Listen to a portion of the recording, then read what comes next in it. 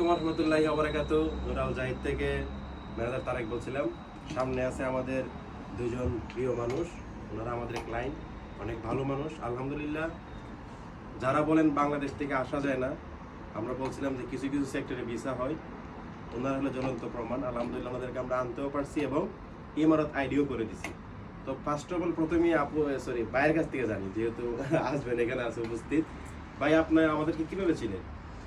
আমি অ্যাকচুয়ালি আমার ওয়াইফের মধ্যে টিকটক লাইন থেকে শুনছি। আমি তো বিশ্বাস করছিলাম না। আচ্ছা আচ্ছা, এগুলো অনেক মার্কেটিংও করছি আমি। আচ্ছা আমি অনেক জায়গায় আমি টাকা দিছি, ভিসা উঠবে না। আমি বলছি ভিসা উঠবে, জাহিদ ভাইরে বিশ্বাস করে দিব। ভিসা যদি না ওঠে, এই তোমার টাকা আমি তোমাকে ফেরত দিব। তারপর আমি জাহিদ ভাইকে টাকা দেন।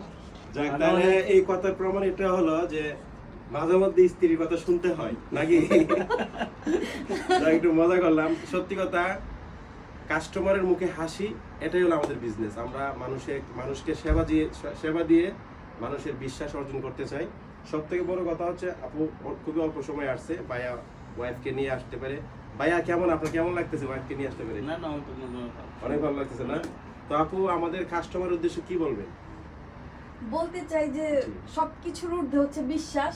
বিশ্বাস করে আসতে হবে। আমি একদম মন থেকে বিশ্বাস করছি যে আমি আসতে পারবোই। আজকে আসছি, এইটুকুই।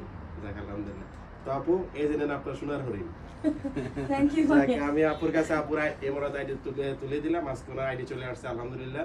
তো আমরাও ওনাদের কাজটা করতে পেরে আমরা অনেক খুশি, অনেক আনন্দিত। রেটটা একটু বেশি হবে। যাদের দরকার, যাদের ওয়াইফ আনা দরকার, আমাদের স্ক্রিনে নাম্বারে যোগাযোগ করবেন অথবা সরাসরি আমাদের অফিসে ভিজিট করবেন। ধন্যবাদ। আসসালামু আলাইকুম।